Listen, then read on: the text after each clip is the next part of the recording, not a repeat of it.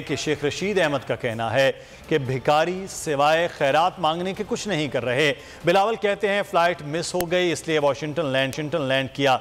वज़ारत ख़ारजा ने तस्लीम कर लिया कि NGO के ज़रिए वफ़द इसराइल गया। बंद गली में जाना है या इलेक्शन में फ़ैसला 30 रोज़ में हो जाएगा। ये भिखारी जो है खैरात मांगने के और कुछ काम नहीं करे। आप इनसे पूछें वाशिंगटन DC बिलावल क्यों लैंड किया है कि जी फ़्लाइट मिस हो गई। हालात ख़राब होने के बावजूद हुकूमत नाम की कोई चीज़ नहीं है। जरदारी, शहबाज, नवाज, फजलुर रहमान कोई डिलीवर नहीं कर पा सकते। और जहाँ जो आप फुलझड़ी चलाएंगे वो चश्मे ज़दन में सारी दुनिया में चली जाएगी। और ये कैमरे 14 करोड़ 15 करोड़ लोगों की जेब में कैमरा है जिनको कोई शिकस्त नहीं दे सकता, कोई ख़रीद नहीं सकता।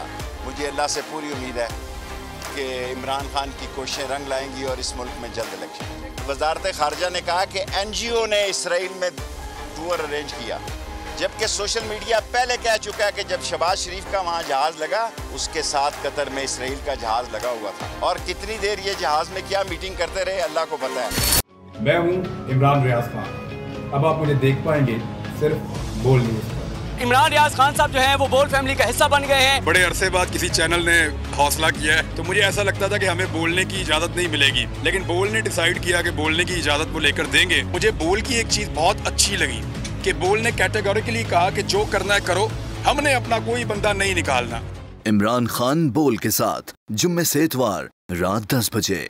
सबसे ज्यादा व्यूज, सबसे ज्यादा रील्स और सबसे ज्यादा रेटिंग के साथ बोल अब भी नंबर 1 पोजीशन पर बरकरार।